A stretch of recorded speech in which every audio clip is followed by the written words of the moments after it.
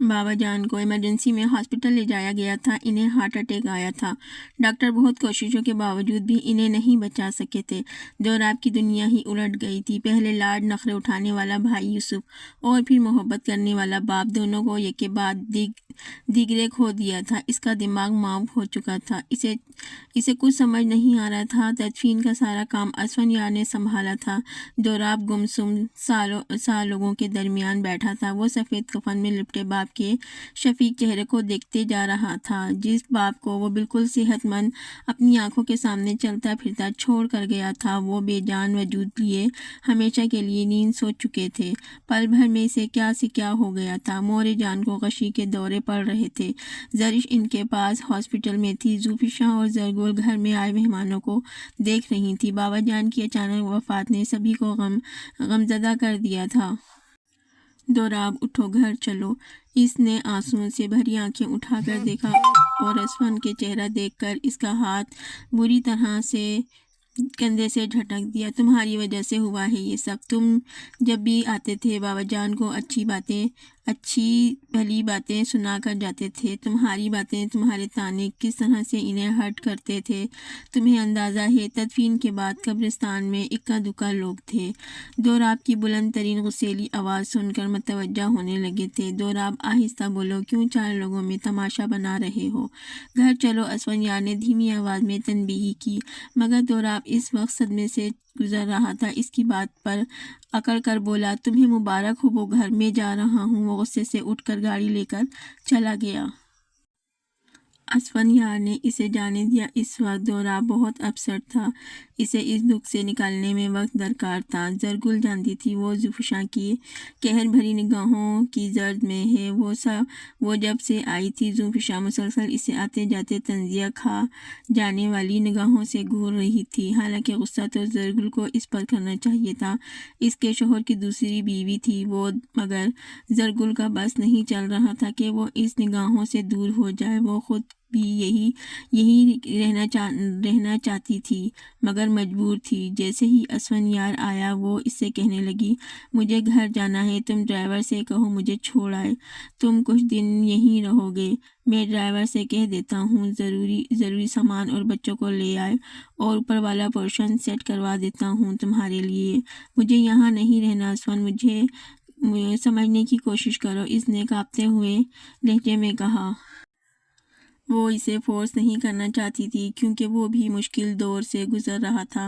میں تمہیں دور نہیں بھیج سکتا گل، تم میری نظروں کے سامنے رہو گی تو مجھے تسلی رہے گی، مگر مجھے یہاں رہ کر تسلی نہیں ہوگی۔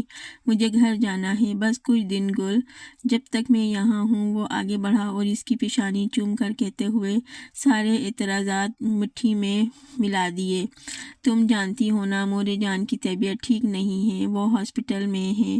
دوراب بھی اپنے حواسوں میں نہیں ہے۔ حویلی کو اس کے انتظامات کو سنبھالنا ہے مجھے، بس کچھ دن کی بات ہے، پھر سب نارمل ہو جائے گا۔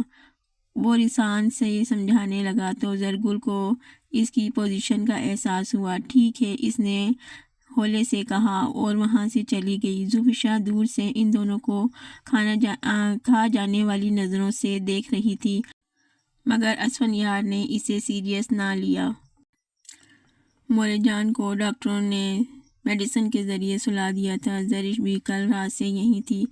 اسے مورے جان کے لیے بہت برا لگ رہا تھا۔ جس شخص کے ساتھ انہوں نے پوری زندگی بتائی ان کا محرم تھا۔ مورے جان ان کا آخری دیدار بھی نہ کر سکی تھی۔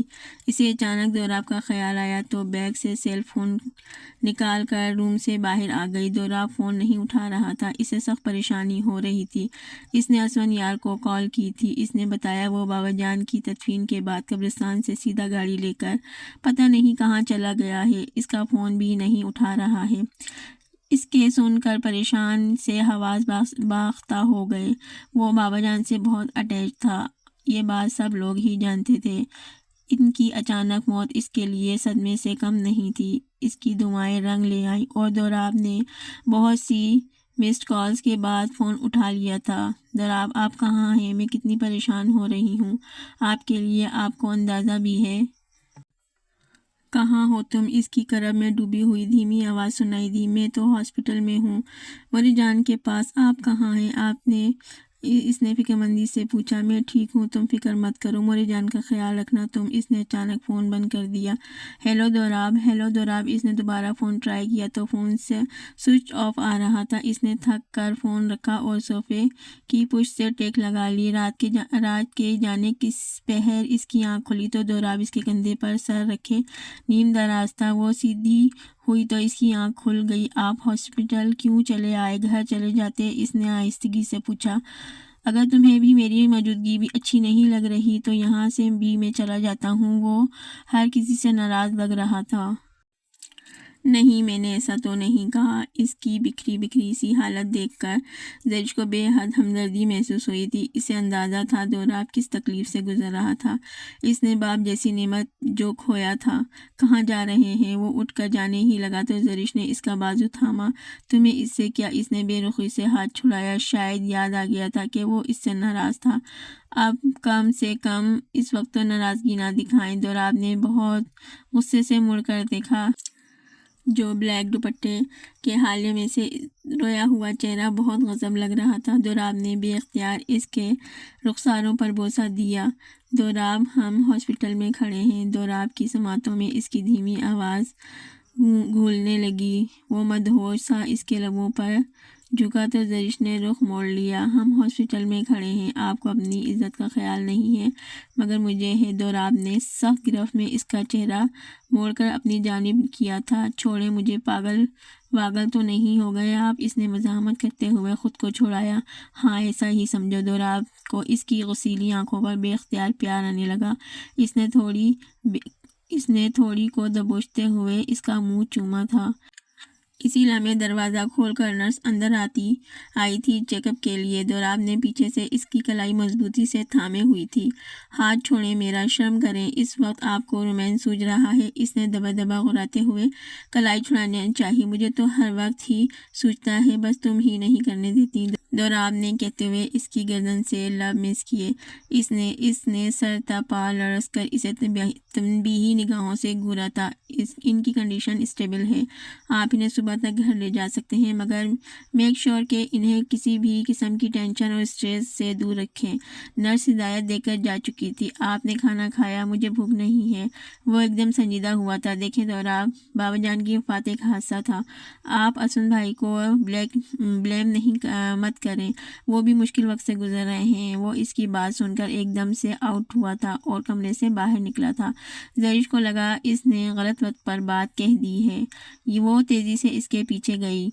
دوراب، رکیے دوراب، تم دیکھ نہیں سکتی نا مجھے پرسکون؟ 2 منٹ کے لیے تمہارے ساتھ وقت گزارنے آیا تھا کہ اپنا غم بھول جاؤں گا، مگر تم…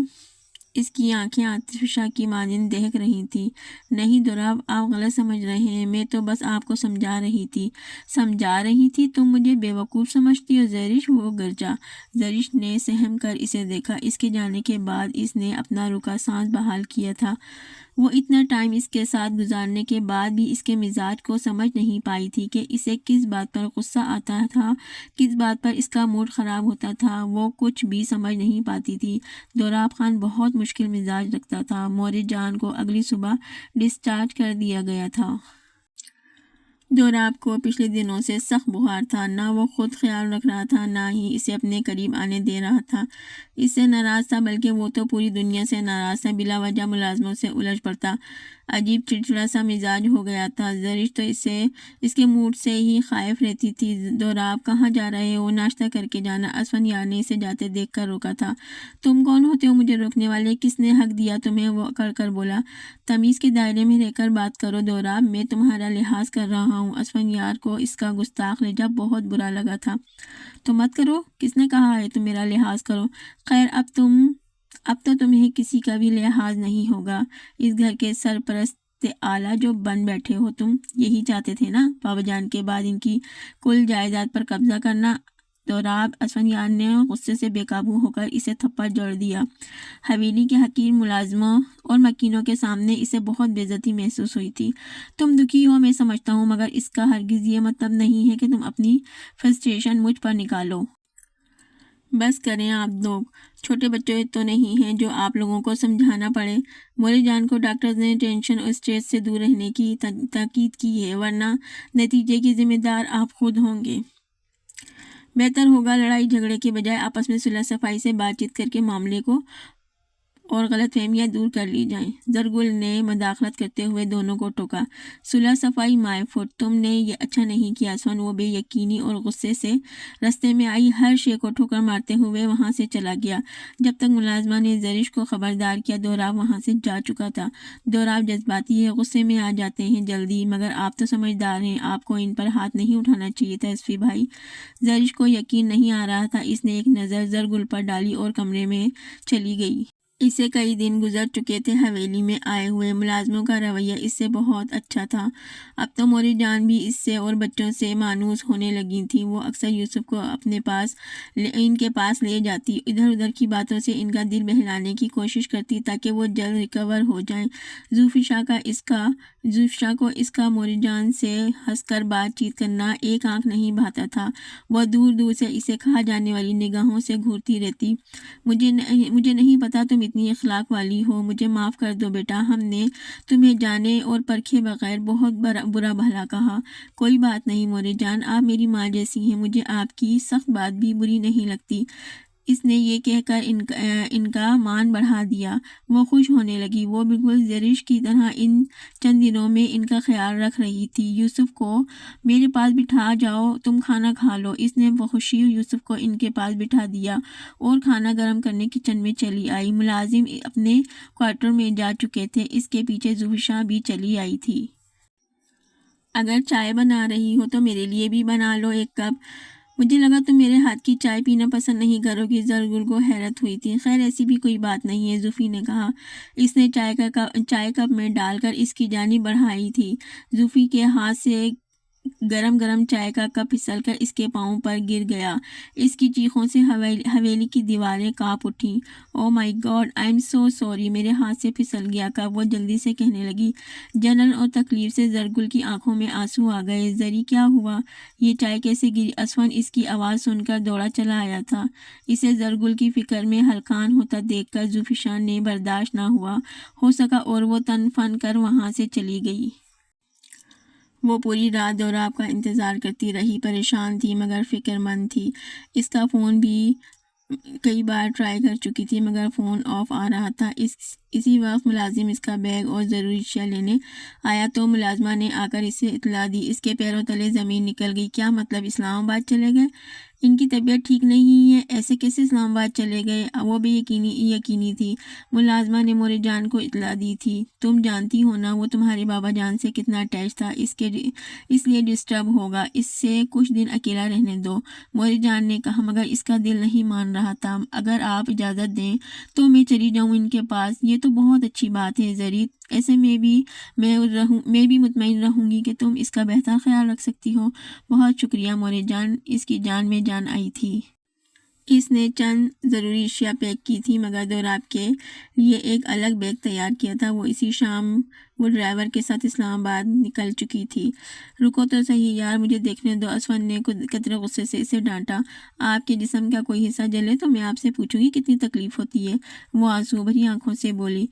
यकीन करो इस वक्त तुम्हें इस हालत में देखकर मुझे ज़्यादा तकलीफ हो रही है गुल, वो इसकी भीगी आंखों में देखते हुए धीमे से बोला। मिल गया ना सकून आपको? आप तो यही चाहते थे, इसीलिए मुझे यहाँ रोका था ना आपने। जरगुल खुद तुम खामोखा मुझसे उलझ रही हो, मेरा भला क्या कसूर इसमें? वो जिद हुआ था। नहीं, तुम्हारा कोई कसूर नहीं है, सब कसूर मेरा ही है। वो उठी और गुस्से से चली गई। गुल, असफन लंबी सांस खींच कर गुस्सा दबाया और इसे खींच कर दोबारा बिठाया था। छोड़े मुझसे झूठी हमदर्दी करने की कोई ज़रूरत नहीं है। खामोशी से बैठो। असफी ने इसके लबों पर उंगली रखते हुए सख्त तंबीह की तो मरऊब सी होकर रह गई। एक तो तुम औरतों को कोई भी बात समझाना बहुत मुश्किल है। वो बड़बड़ाया था। क्या कहा आपने? कुछ नहीं गुल, चुप बैठो। नहीं, 1 मिनट, आपने मुझे औरत कहा। वो सब दर्द भूल भाल कर पूछने लगी। असफी का दिल चाहा सर पीट ले, गलती से निकल गया मेरे मुंह से। ठीक है, माफ़ कर दो, अब चुप बैठो और मुझे आइमेंट लगाने दो। इसने हुक्म सादिर किया तो वो नाराज निगाहों से घूर कर रह गई। اسلام آباد پہنچنے میں کافی دیر ہو چکی تھی۔ دوراب کیسے ہیں، کہاں ہیں، وہ ٹھیک تو ہے نا؟ اس نے ملازمہ سے پوچھا تھا۔ جی وہ تو شام سے کمرے سے نہیں نکلے، میں دوپہر میں کھانا دینے گئی تو انہوں نے منع کر دیا ان کو ڈسٹرب نہ کیا جائے۔ آپ نے دوبارہ چیک نہیں کیا؟ وہ شال اتار کر ملازمہ کے حوالے کرتے ہوئے اس کے کمرے کی جانب بڑھی تھی۔ کمرہ اندھیرے میں ڈوبا ہوا تھا۔ اس نے لائٹ آن کی اور دھیمی سے پکارتے ہوئے بستر کی طرف بڑھی۔ دوراب نے بہت حیرت زدہ ہوتے ہوئے بازو آنکھوں سے ہٹا کر اسے دیکھا تھا۔ بخار نے شاید نہیں، یقیناً اس کے دماغ پر اثر کیا تھا۔ زرش، اور یہاں یہ ممکن نہیں ہو سکتا۔ اس نے دوبارہ آنکھوں پر ہاتھ رکھ لیا۔ زرش نے اس کا ہاتھ تھامتے ہوئے سخت ٹینشن سے کہا، آپ کو بہت تیز بخار ہے۔ اس کے سرد ہاتھوں کے لمس پر دوراب ایک دم چونک کر اٹھا۔ زری تم؟ وہ اس کے چہرے کو چھوتے ہوئے کہا، جیسے ابھی بھی یقین نہ آ رہا ہو۔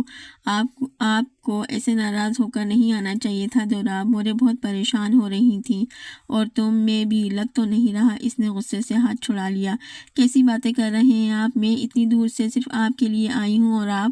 زرش کو دکھ ہوا تھا۔ پتہ نہیں کیوں وہ آج کل اس کی ہر بات کا بتنگڑ بنانے پر تلا ہوا تھا۔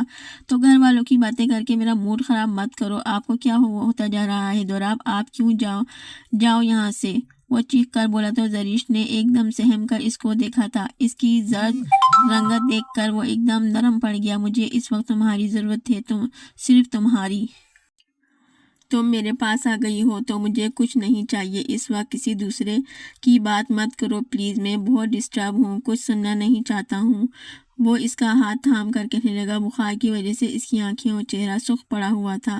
آپ نے کچھ کھایا؟ مجھے بھوک نہیں ہے، وہ شکست خوردہ سائیڈ بیڈ کراؤن سے ٹیک لگا کر آنکھیں موندے ہوئے بولا۔